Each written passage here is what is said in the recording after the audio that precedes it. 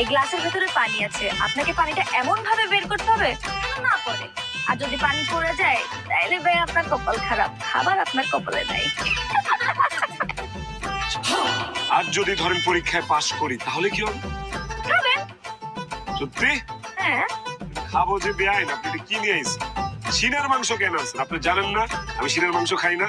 আমার তো লাগে রানের মাংস। আরে রাখেন তো আপনার কথাবার্তা, আগে পরীক্ষা পাশ করেন। ঠিক আছে।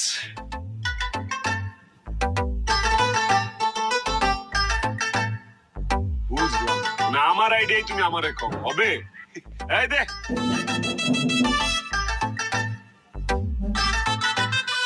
চকচকাটা দে, চকচকাটা।